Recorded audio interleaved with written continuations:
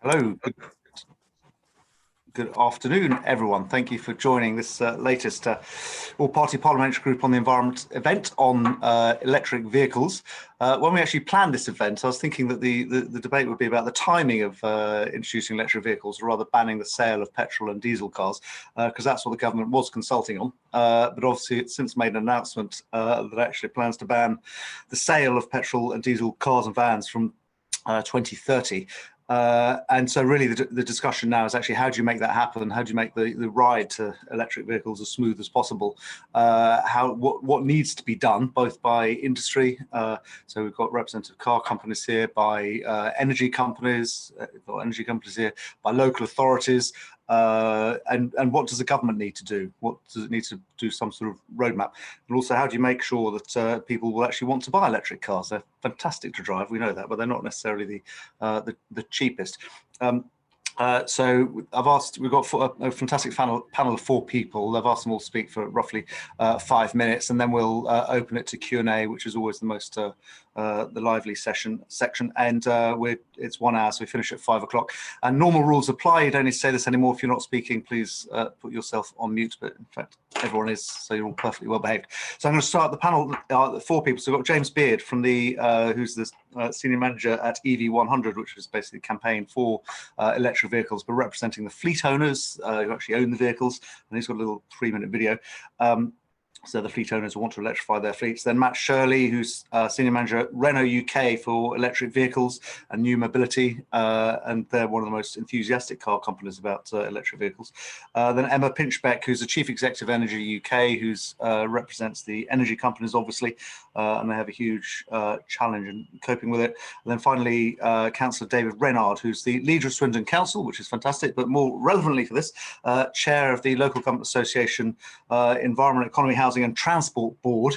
There's a huge issue for local authorities around the country about how they adapt to electric vehicles in terms of charging points and planning and so on. So with no more ado, and as I say, I've asked everyone to speak for roughly 5 minutes each before we go to Q&A. I'm going to hand over first to James Beard. And as I said, he has got a 3-minute video, and hopefully this will work. Otherwise, he'll have to speak. It's just, James, over to you. Thank you very much, Anthony. Thanks for inviting me along today. I'm really pleased to be speaking with you all. So I work for the Climate Group, which is a multinational NGO headquartered in London, also got offices in New York and New Delhi. And we work with subnational governments and businesses to accelerate climate action. And the campaign that I work on is called EV100. EV100 has 92 companies signed up so far around the world, committed to switch over 4.8 million vehicles to zero emissions and install charging at around 6,000 company locations for staff and customers, all by 2030. And in the UK, over the past year, we've been working with 29 companies who collectively operate 500,000 vehicles on UK roads. This includes 5 of the 6 biggest fleets, and they've all been pushing over the past year for policies to deliver 100% EV sales by 2030.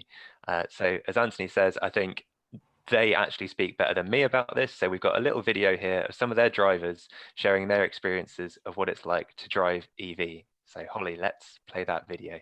Thanks. Fingers crossed.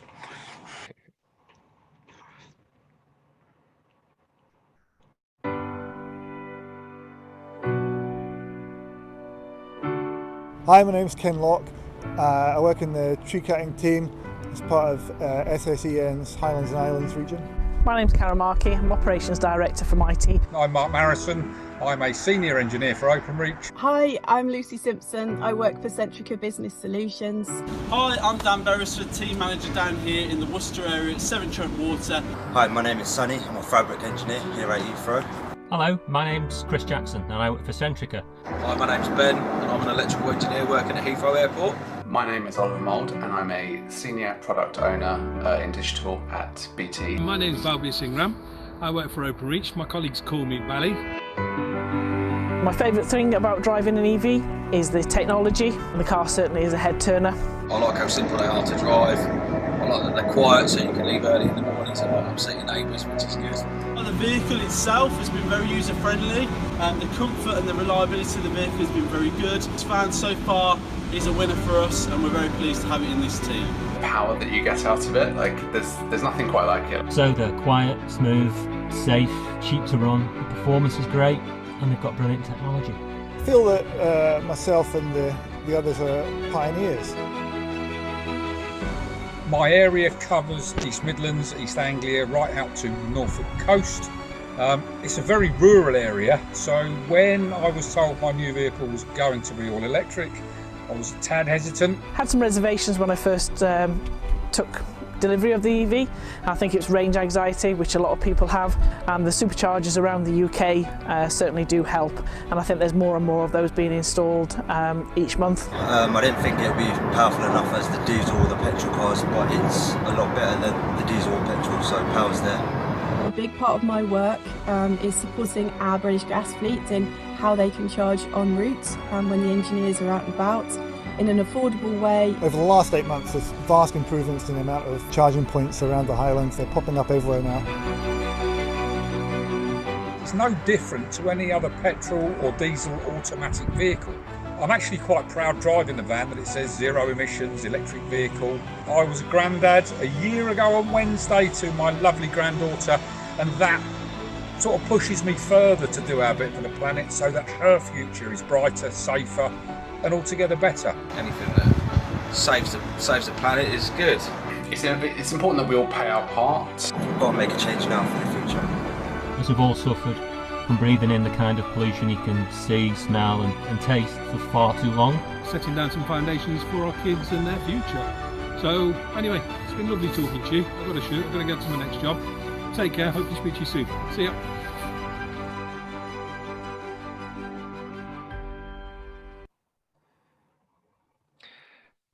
Thanks very much, Holly. As you can tell, there's slightly homemade COVID era vibes to that video. Just very quickly with my remaining 2 minutes, why do we work with businesses? Businesses buy 60% of new cars in the UK, as well as almost all new vans and trucks. So the decisions that they make are what really shape the market and what vehicles are going to come to market. As you know, at the moment, upfront costs of electric vehicles are still a bit higher than conventional vehicles. Businesses have that capital to invest, and then they reap the dividends because these vehicles are cheaper to run, because electricity is cheaper than fuel, and because they don't need as much maintenance. The reason they don't need as much maintenance, if you imagine when you're sitting on a bus, if you're sitting right above the engine, you're bouncing up and down, it's noisy and it's hot, and all of that is lost energy. And electric vehicles don't have any of that because they are way more efficient. So that's why they're so much cheaper to run and maintain. And then after around 3 to 5 years, these vehicles enter the second-hand market much cheaper, which is where normal people buy them. And then the final part of it is that they can also install these charge points for their staff and for their customers, which is particularly helpful for people who can't charge at home. So Tesco, for example, really great example that they're putting in charge points in all of their car parks up and down the country. So just very quickly, in terms of the big news, the big announcement last week, we and our businesses are really pleased with the level of the ambition. Really pleased to see some new policy and some new funding coming through as well. We do note that the question of the treatment of hybrid vehicles has been a little bit kicked down the road for further consultation.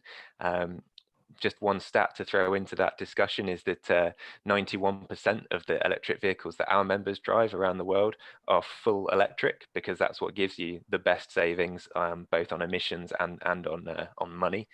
And we're also really pleased with the little bit lost in the noise, but the launch of something called the Zero Emission Vehicle Transition Council, which will bring together ministers from the world's largest auto markets to discuss how to accelerate the EV transition in the run-up to COP26.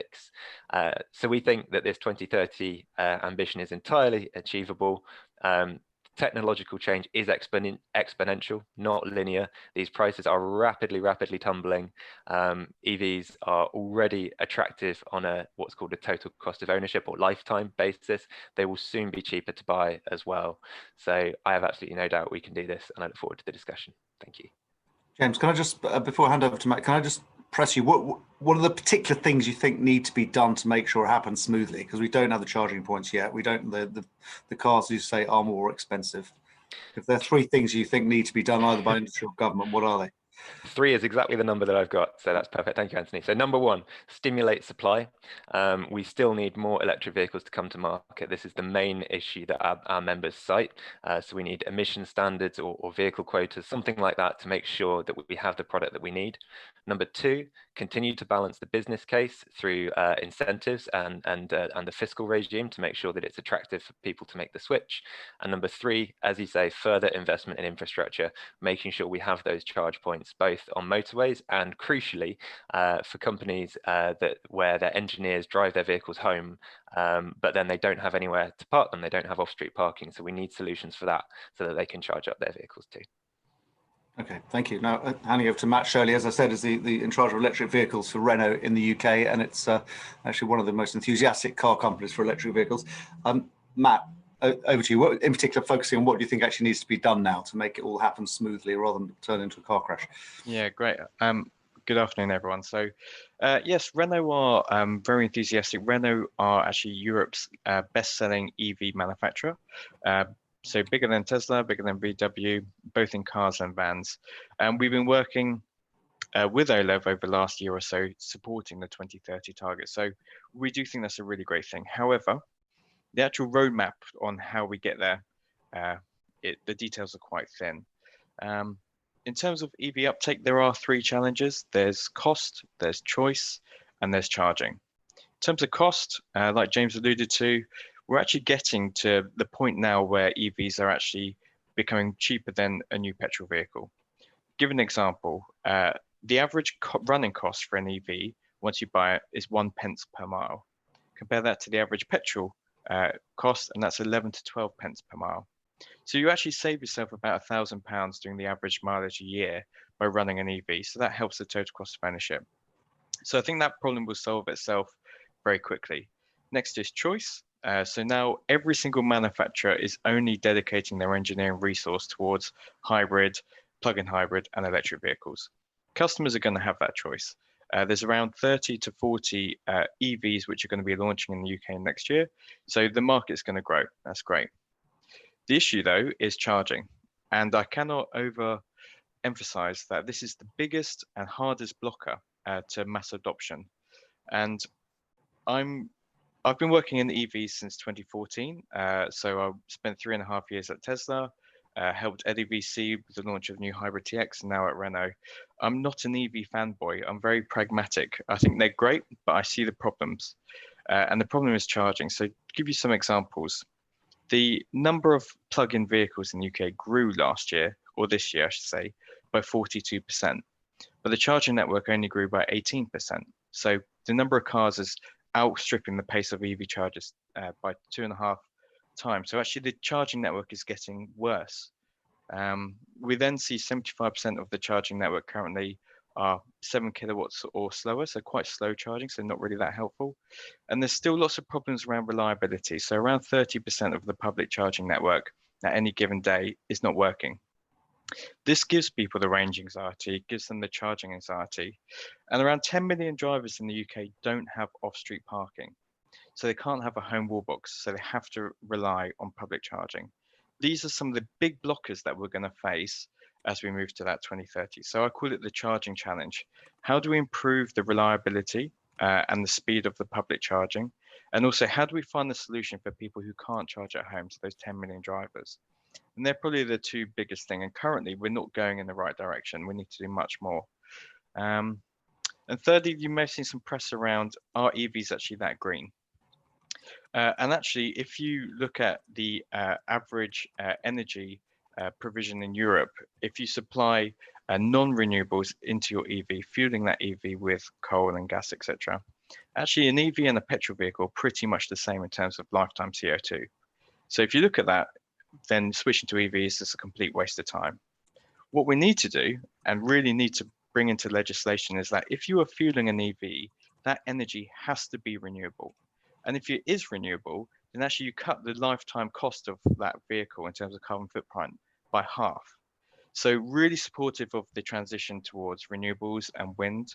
And Renault, for example, are teaming up with a number of energy providers to ensure that whoever is charging our vehicles does so with renewables. If they don't charge it with renewables, it's a waste of time. So lots of challenges ahead, but overall we're very positive. We think the technology is going to be there. We just need some more support from government, local councils, businesses to take advantages of the great funding that the government is actually already providing. For example, only 15% of local councils have even applied for the residential on-street charging grants available from OLEV. So we're offering our help there as well as part of a consultancy process. So big challenges, we can do it, but we need a roadmap and we need to sell lots of EVs now. So there's a really strong used car market in the future to help that affordability message. Okay, thank you, Matt. Now over to Emma Pinchbeck, who, as I said, is the Chief Executive Energy UK. And I know that you're doing a lot of work on this charging issue, getting charging points, but also obviously you need to make the energy, make sure there is the right energy to get into the charging points in the first place. So, Emma, over to you. Thank you, and sorry for the fidgeting around. If anyone's been seeing me on the camera, I'm trying to find somewhere in my house a good Wi-Fi connection, thinking of infrastructure and the challenges.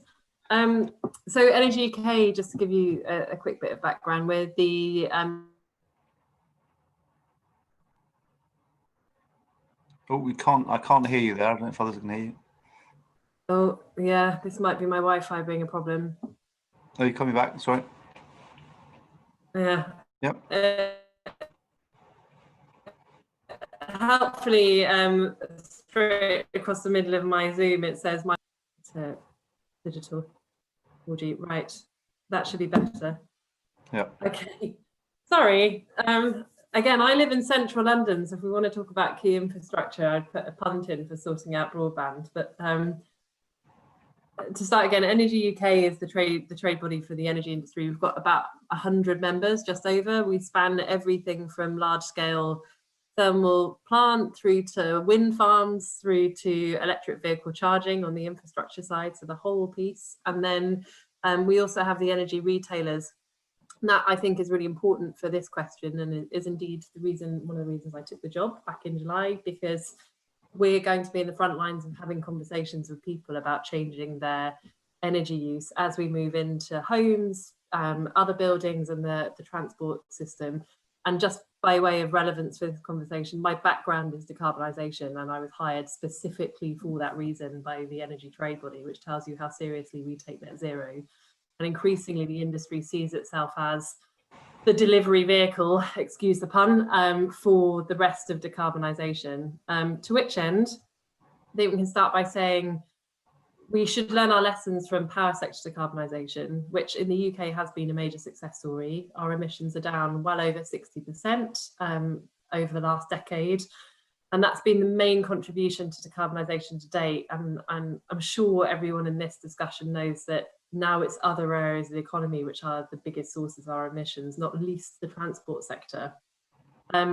What we're hoping to do is leverage that progress and that experience into decarbonising transport. So someone earlier mentioned that there's no point in having an electric vehicle if you charge it on dirty energy. But the good news is that in 2017, it was already cleaner to drive a battery electric vehicle than an internal combustion engine once you factor in the emissions from power generation. And that is because our decarbonisation of power has been so good. And emissions have dropped even further since 2017. And so as that trend in power continues, we're hoping to see EVs become more and more of a contribution to decarbonisation of the whole system. And I think the next most frequent question we get asked is, are you worried about the increase in electricity demand from everyone having an EV or more people having an electric vehicle on the grid? And while we don't in the energy system underestimate, no one is particularly worried about it. We're confident that we can manage the system, and to which end we were strongly supportive and advocated for a 2030 phase out date for ICE vehicles. The system operator, the energy suppliers, everyone in the energy industry thinks that electrification of transport is mostly the way to go. And then we'll get asked, well, what's missing? What is stopping this being delivered? And if you think about us as the people that are about the markets and infrastructure for delivering net zero, I think that point about charging and the ability to smart charge is absolutely key. So we want to, smart charging is, as people talked about, the ability to shift the time of day that you charge your electric vehicle. And you could do that automatically. You might never have to be involved in that process. You could allow your energy supplier to do it for you, or another energy services provider to do it for you. Or you yourself could have a smart charger, some kind of clever app on your phone, and be charging your electric vehicle at a time of day, which is both convenient for the grid and therefore probably profitable or beneficial for you as the end consumer. And it's important to know we already have energy suppliers offering that kind of service to electric vehicle owners. It's really important that we do that because we're expecting an evening peak.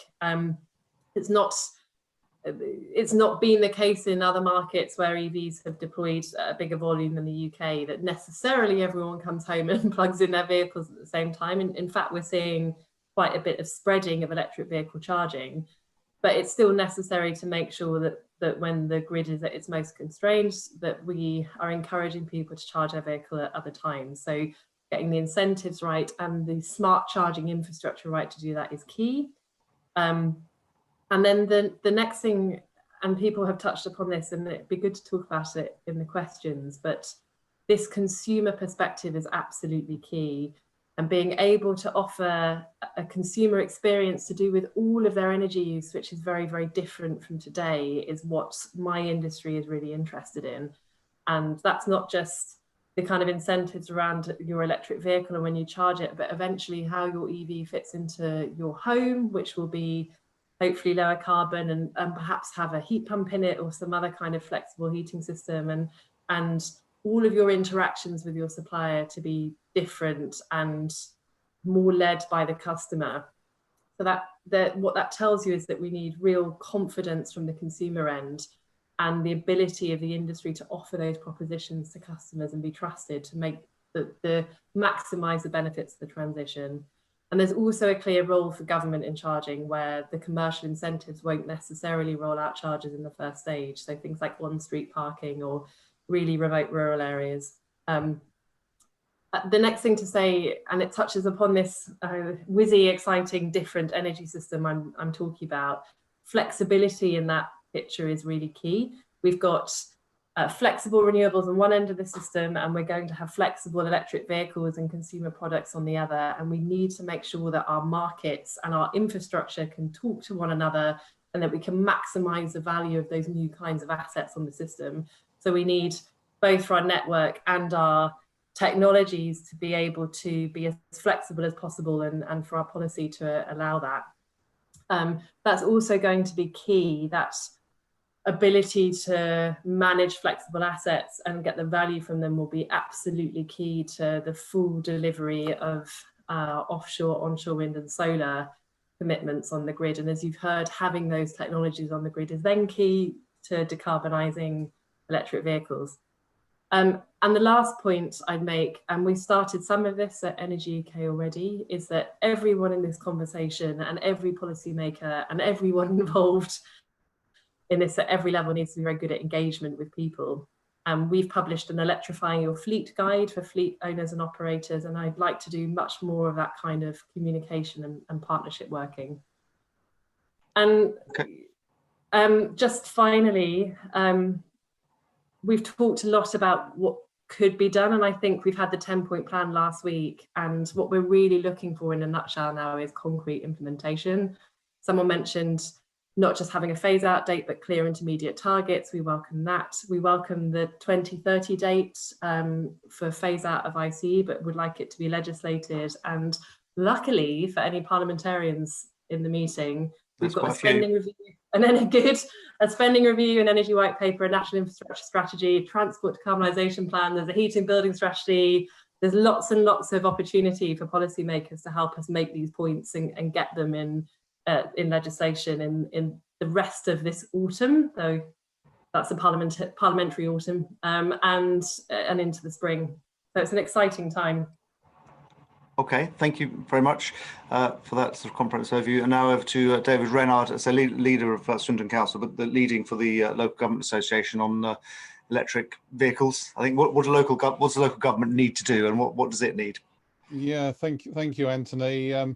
Perhaps I should start by giving a plug to a series of 7 webinars that the Local Government Association's been running on the decarbonisation of transport. We've had some excellent speakers and some really interesting debates and points being made. So there's a lot of information the LGA has available to provide your committee with if you wish. So as you said, I'm here to share the perspective of local government and how we support the rollout of electric vehicles. So I'll talk about 3 things. First of all, the role of councils. Secondly, the challenges that are facing councils, and then what we need as local authorities in order to progress this particular agenda. So in terms of the role, improving air quality is a key priority for councils. Obviously, there's a legal framework around what we're required to do, and we're working hard on doing this in local areas. And councils have introduced a range of measures to help tackle air pollution, such as clean air zones and encouraging the use of electric vehicles with recharging points, which is the key thing that we're talking about today. So although electrification is an essential part of the long-term transition to zero emissions transport, I think we need to recognise on its own it's not a panacea. There's no decarbonisation strategy which can rely solely on charging vehicles that people drive. And the uptake of electric vehicles and how this is managed needs to be treated carefully alongside efforts to encourage mode shift away from the car and to reduce the overall demand for travel. And if we're going to get to net zero, that's one of the key things that's come out of some of our LGA webinars. This is just getting people to shift into electric vehicles is not going to be the sole way that we're going to get to net zero. So encouraging greater use of active travel and public transport are also essential steps in local councils' efforts to decarbonise their area. Nevertheless, councils have got a crucial role in promoting electric vehicles. For example, the adoption of ultra-low emission zones will serve to concentrate electric vehicles in areas where there are air quality problems, and people will do that in order to avoid paying the charge. Local councils can also intervene to ensure the provision of public charging stations for electric vehicles at destinations such as public car parks, shopping centres and leisure attractions.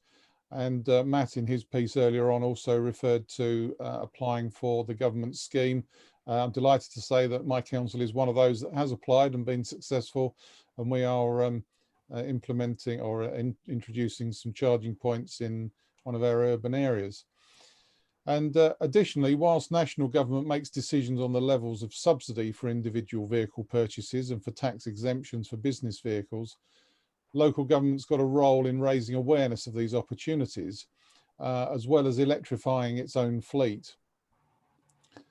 So the challenges facing councils, there are several around electric vehicles.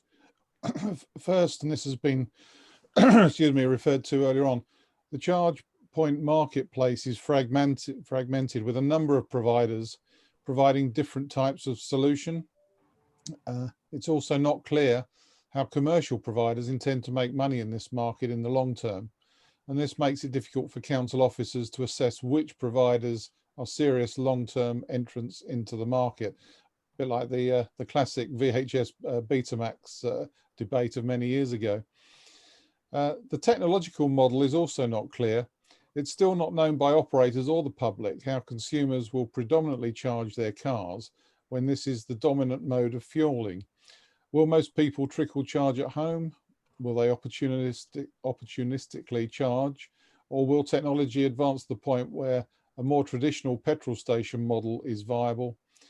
And so this makes planning for charging stations quite challenging. And finally, there's a lack of trusted independent advice. Most of the information and advice in this area is linked to commercial operators with a stake in their solution. There's not a large amount of consultancy support in this area or professional networks for officers to share information and best practice. So with the government's decision to phase out, to have a phase out date of 2030, we can see the urgency of this challenge. Fleet providers will make long-term purchasing decisions, so many of the vehicles that will be in fleet by 2030 are already on our roads. And councils will have a role to play as both infrastructure providers and operators of vehicle fleets ourselves. So what do we need to progress? Clearly, there are challenges to progressing on our journey with electric vehicles, and that's the part of the reason why the LGA is encouraging councils to have a strategy and to understand where they are on adoption. In particular, the LGA is asking councils to identify where responsibility for the rollout of electric vehicles sits to ensure it does not fall between departmental cracks, especially between highways, transport and parking officers. And to further assist, we'd like the government to expand its consultancy support in the area in order to help more councils with independent trusted advice on how they can achieve greater electrification. So to conclude, councils are committed to tackling air pollution, and we see greater electric vehicle use as a crucial step towards achieving this. And I hope that this and many other debates will contribute to achieving that as a goal that we all want to meet. Thank you, Chair. Okay, thank you very much, David, for that perspective from the local authorities side. We've got questions coming in. Do please put them in the chat or try and raise your hand, because I may not see your raised hand. And I'm happy for people to ask their own questions if they want, but if they put them in, I can just read them, which is probably quicker. We've got the first one from Gagan Mahindra, who's in fact two questions from Gagan, who's, as it happens, the PPS for the Department of Transport. I know. Do you want to ask them, Gagan, or should? You're more than able to, Anthony. I might have to drop out in a second. Okay, so his questions are, how do your figures account for home charging? So what's the role for home charging? But then also a question on battery capacity. Is that enough, or is that a big constraint? So I don't know who's best to speak there. Probably Matt, Shirley first, and then Emma, I'm guessing. Yeah, sure. First of all, with batteries, we've seen a threefold increase in battery capacity on average over the last 10 years. We should expect to see the same over the next 10, which would give the average range of an EV around 500 miles for. Oh, so it's not a constraint, because everyone sees battery capacity as one of the big constraints for the take-up of electric vehicles. So in terms of production then, so in terms of capacity, absolutely fine. In terms of production, there's been a few questions raised about things like lithium supply and cobalt supply in difficult areas of the world, such as most of the cobalt is in the Congo. Most of lithium are in places like Venezuela and Bolivia. So there are some question marks around that. But you know, we've had similar problems before with oil, and there's a big race on now for companies to actually find lithium and cobalt supplies in other places around the world. They found some in China, and actually that's why China are heavily investing in battery electric vehicles. So that'd be nice, China. Yeah. Yeah, it's got to be nice, China. So let's try and find some supplies in Europe too. That'd be great. And what was the second question? Sorry. Home charging. How do your figures account for home charging? Is that a big part of it? So yeah, so around 95% of current EV drivers charge at home as their main form of charging. If you can have a wall box at home, owning an EV is brilliant. You just plug in and top up when you need to at night. Leave the house with 250 miles of range. Absolutely great. You very rarely actually need to use the public network. Only 7% of Renault drivers actually ever use the public network because they can do all of their mileage whilst charging at home. Key issue though is for that 10 million drivers who can't charge at home. So that's where we need to invest in things like community charging schemes. So for example, I live in a flat, I haven't got allocated parking, I can't have a wall box at home, but I live on a road with houses that have got charging points, and actually I could use my next door neighbor's charging point. So encouraging that community charging, which is for free, instead of having to dig up the road and put expensive charging there. Key point though in charging is that probably by 2030, we'll need about 1 million charging points in the UK, and we're currently on 13,000. So the ramp up needs to be exponential over the next years, and we need to find affordable ways of doing that. Average rapid charging unit costs around £70,000 currently. So to the point that David raised about companies, what's their business model? It's a very, very long-term investment. It's a very difficult. If you want to make money, don't go into charging. So we need to find other ways to fund that, other business models to fund that too. Emma, did you want to come up in on this point on charging, home charging? Yeah, so I'm trying to find. So firstly, everything everyone else said, right? That's the first. On home charging, a couple of things. Firstly, someone's written it in domestic use with domestic home chargers. In that context, are fewer than 10 miles. So, and that's even more the case in urban environments where people do a mix of public transport and driving and often drive short distances. We're not that worried about that kind of charging infrastructure for that purpose. The second thing that hasn't been said is that for home charging, where people are going to be installing charge points in their houses alongside purchasing or leasing an electric vehicle, it's likely that that's where energy suppliers can really help, or where new market models will really help. And as Matt said, it is difficult just to make charging work as a business model. But once you're doing things like load shifting or smart charging, responding to dynamic price signals from the market, it becomes very interesting for suppliers, and they can pass that on to consumers. So we're expecting to see the market do quite a bit of that kind of charging. Where there are market failures, as Matt has said, or things that are trickier, it is in, the 10 million or so consumers that don't have access to off-street parking, and or strategic investment in charging in locations where it's on kind of key road infrastructure for things like maybe freight or like work travel that is going to be using kind of some of the UK's main road arteries and doing long distance travel. And that's where we'd like to see more government intervention. Though I agree with Matt, some of it can be done with kind of creative new business models. Okay, thank you very much, both of us. Coming to Philip Dunn's got a question here. I don't know if you want to ask yourself. So Philip's chair of the Environment Audit Committee, MP, although I see somebody's trying to answer your question in the chat already. But I've been enjoying this. Yeah, well, I think some of our researchers might be on. I've got an extra question, if I may. Yeah, ask away. Thank you. I know this is about electric vehicles, but are the manufacturers looking at a modern circular economy business model for developing EVs so that we can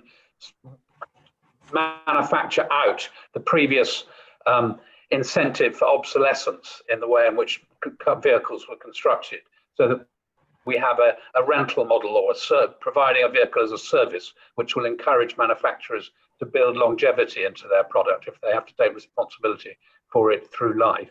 Second question, are we at risk of exporting our existing auto industry in this country to countries that are ahead of us in the game for electric vehicle manufacture, which is a real risk to areas like the West Midlands, where my constituency is? And thirdly, if I may, Anthony, the question of, should we put all our eggs into the electric vehicle basket? I heard what was said earlier, that that's where most manufacturers think we need to go. But is there a role for hydrogen fuel cells or other forms of fuel to propel us for the future in a green way? Okay, who wants to come in on that? Should we try?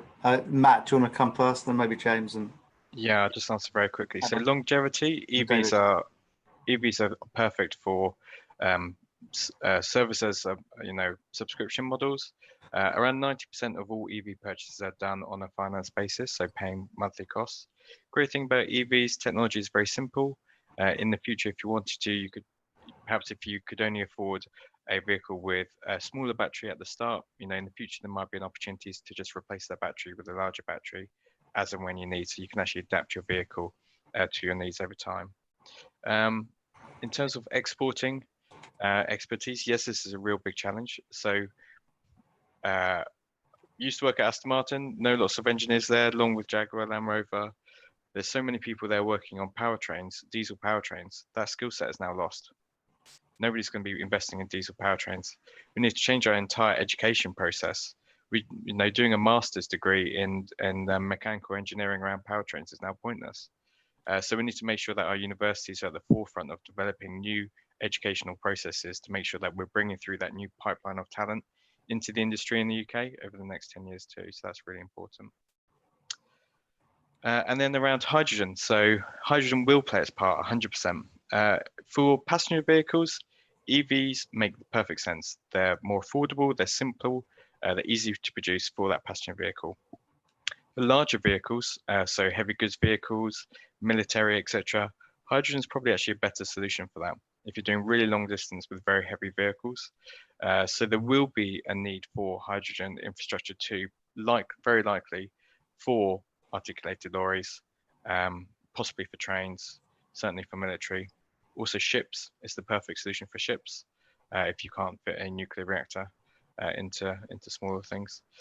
So yes, it will be a combination of technologies. EV is not saying it's the full answer to everything, and hydrogen will play its place. Okay, can I come to James, then David wants to speak, and then Emma. If you keep your answers short, because we've got a little bit of time left. Okay, a couple of very quick points. Firstly, on the hydrogen point, so we classify a hydrogen fuel cell electric vehicle as an electric vehicle. So we include them in our definition for EV100 because we recognise they have an important role to play. We survey our members every year on what they're doing, and last year out of all of the electric vehicles that our members reported using, as I said, 91% were battery electric, 9% were plug-in hybrids, and 9 were hydrogen fuel cell. That's out of 40,000. So it's relatively niche at the moment, but I would definitely agree with Matt that when it comes to the heavier duty end of the spectrum, that is where we expect hydrogen may well have a role to play. I think we need to look really carefully and strategically across the economy at where is the best use for hydrogen, because we do not have an infinite supply of it. Producing it takes up a lot of renewable generation or CCS capacity and so on. So we need to think really carefully about how to use hydrogen. And if I maybe just come to the point around manufacturing, I think there's every reason to be confident about the UK's prospects in this area. At the moment, a study that I commissioned a couple of years ago showed that 89% of the existing UK auto industry, both jobs and value, is either already invested in or directly transferable to the production of electric vehicles. That's because our industry is mainly about vehicle assembly and not about the production of engines, gearboxes and exhausts, which are the 3 components that we don't need in an electric vehicle future. So sending big demand signals like a 2030 phase out date for petrol and diesel vehicles, that will get noticed around the world when big companies are thinking about where to site their gigafactories for the future. So I'm very confident about that. David, you wanted to comment, and then Emma. Yeah, thanks. Again, on Philip's third question about alternatives, Matt and James, I think, have said a lot of what I was going to say. But what I would add is, firstly, we need more infrastructure around hydrogen. If you look outside of London, there are very few places with charging station or filling stations. Swindon is one of the few places with 2 charging stations. Most other places only have 1. But I agree, it's the larger vehicles that we need to focus on. But my concern is there's not enough debate on that particular topic. Everybody's talking about electric, rightly so. But let's make sure that hydrogen is not forgotten in the debate. Okay, thank you. Emma. This is something that you'll hear a lot and is a bit of a buzzword, but I'll try and explain what I mean. Net zero is a whole system challenge, and how you traditionally think about the energy industry does just basically no longer applies. It's Matt's point about what skills do you need in automotive versus what you need in the power system versus what you need in heat. A lot of them will be similar, and that's because the silos between heat and power and transport are collapsing in this. So if you ask anyone that works in energy about which transport technology they think will happen, they're going to say mostly electrification, not just because we think it's a more attractive consumer product, but because the rest of the energy system is reorganizing itself around electrification. electrification as a core principle.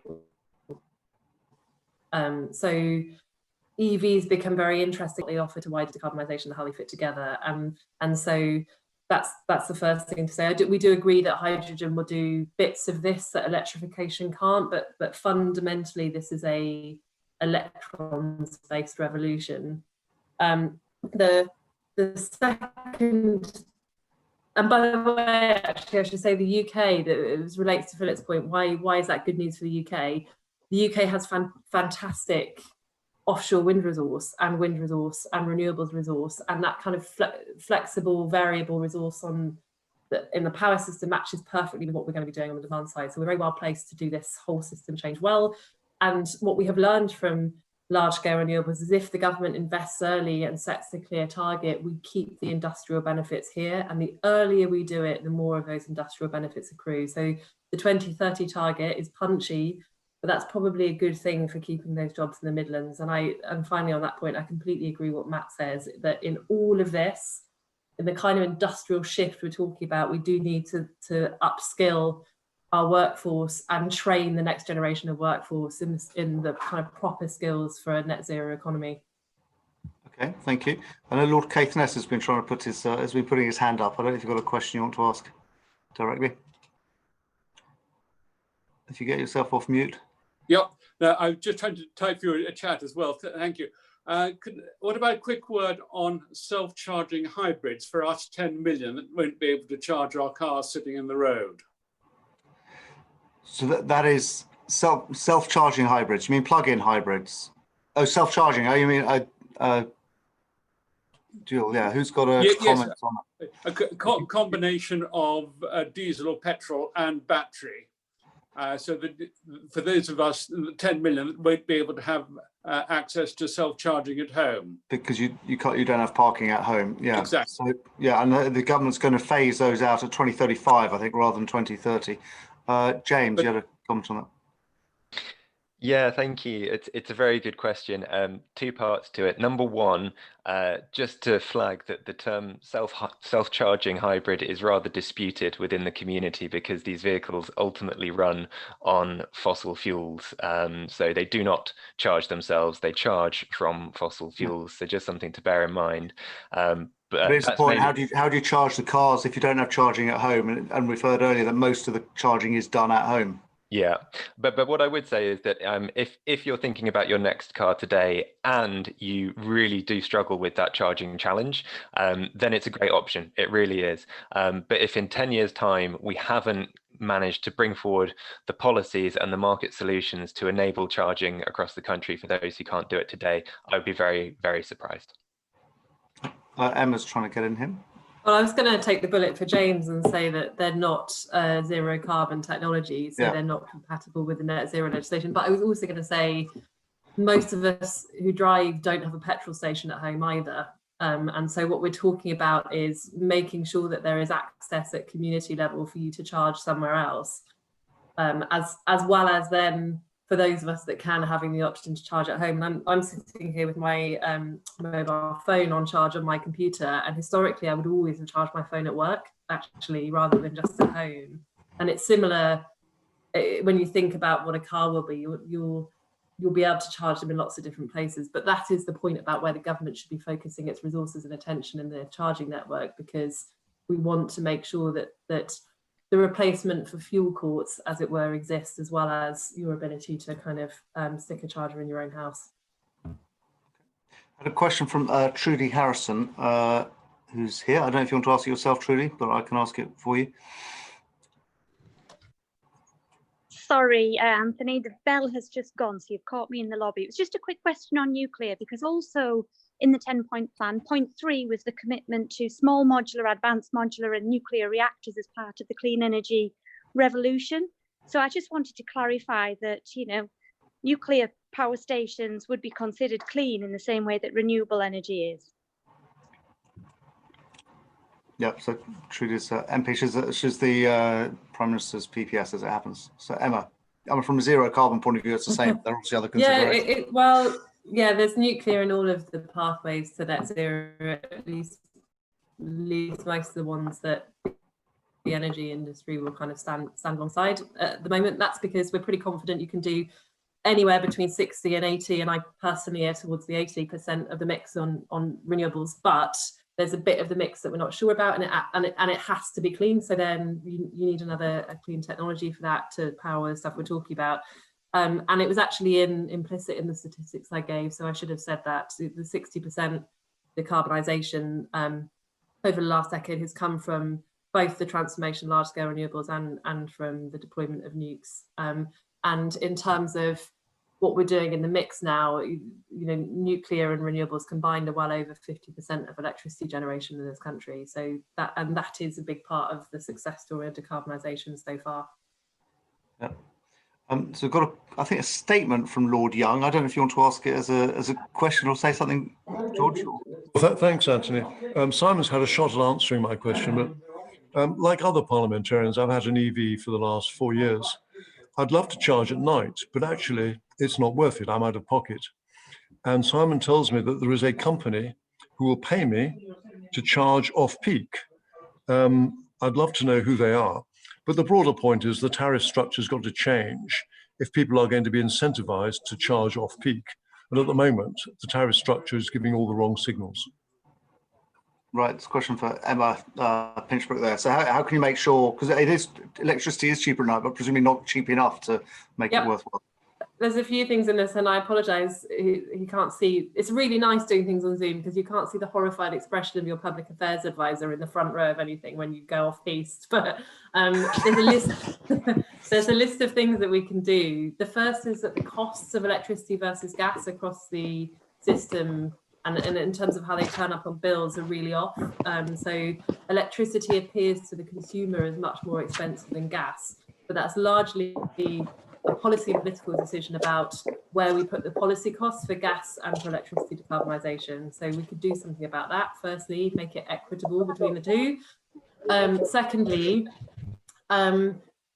most of the agile tariffs are at the moment loss leaders for suppliers. Now, energy suppliers are not making money at the best of times at the moment, but the new tariffs are offering and trying to do agile bits and pieces and trying to invest in EVs are all innovative new things they're trialing, but they're not making money from them. That's largely because of our market design, which is this point I was making about trying to make our flexibility markets work and looking at those kinds of markets alongside, you know, our big infrastructure building markets like the CFD or the capacity market. These flexibility markets are key. And if we make those work, then you might find that energy suppliers are able to offer you a good tariff whatever time of day you charge. And the last thing, and the slightly cruel thing I would say, is that and this doesn't apply to your point about nighttime necessarily, but sometimes we will want to make it not profitable for people to charge because it's peak, you know. So there, it might be that a smart tariff pays you more to charge when we want you to and less to charge when we don't want you to, and it evens out rather than becomes profitable. And that might be okay in the long run, though obviously in the context of trying to get more EVs deployed, I think what most suppliers would be looking for is to try to make it so attractive for you to have an EV and charge it at the right times that you're rewarded basically for having one instead of not having one. So yeah, there's a few bits and pieces there for government. I'd love to talk about it some more. Well, I'm sure this is going to be an ongoing conversation. I've got some we are running out of time, some pre-submitted questions. One from Alison Ogden Newton at Chief Executive, Keep Britain Tidy, rather. I don't know if you're there, but actually the questions you're asking about the charging system being a mess, which I think we've sort of rather covered at the moment, and the need to roll that out.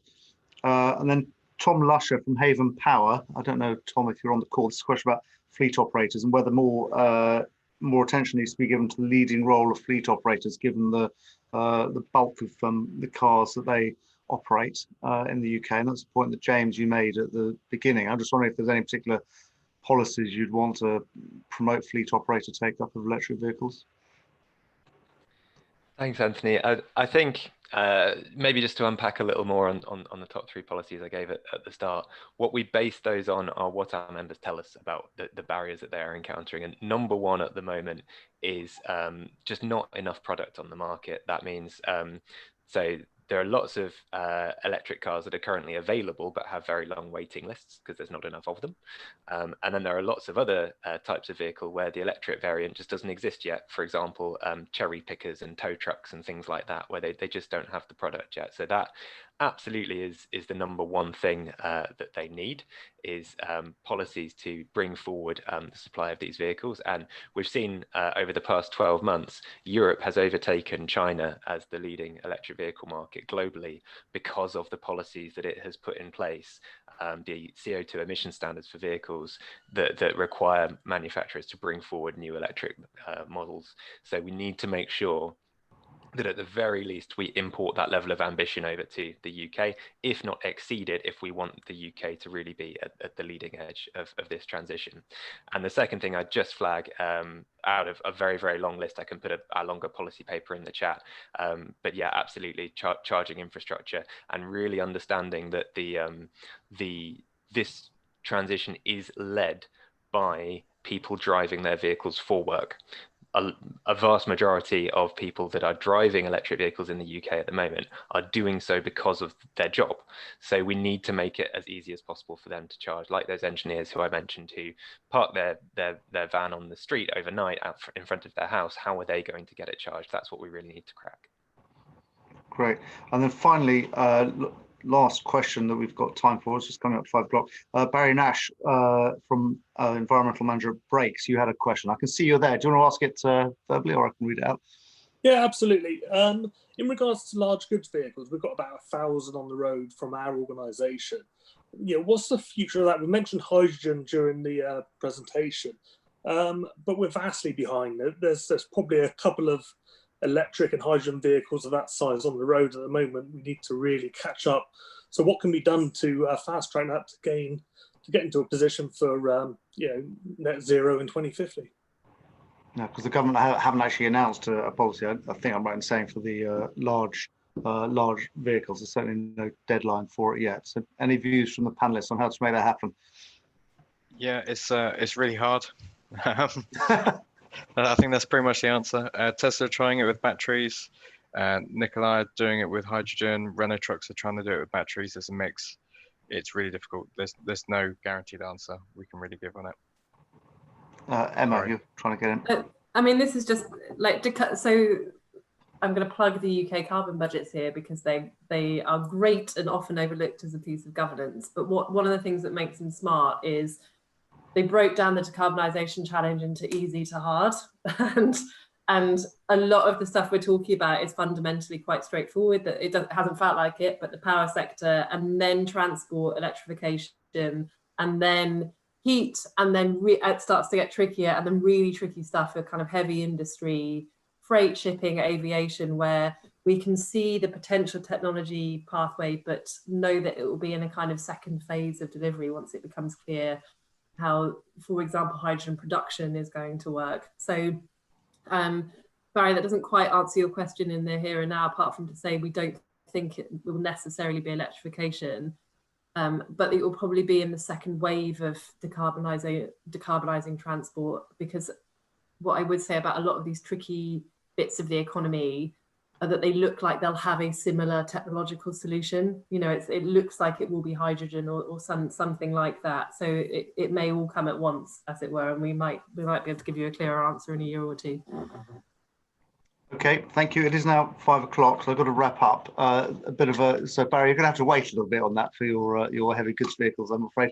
But thank you very much for Emma, James, Matt, and David for your contribution. I certainly found it incredibly enlightening, and in fact, getting the charging point network out there is the critical challenge from the government point of view, and in particular working with local authorities to do that. So thank you everyone for coming along today. Very much appreciated. It's the new revamped APPG on the environment. We've got more events rolling out over the coming months, and we'll be in touch with you about that. Thank you very much.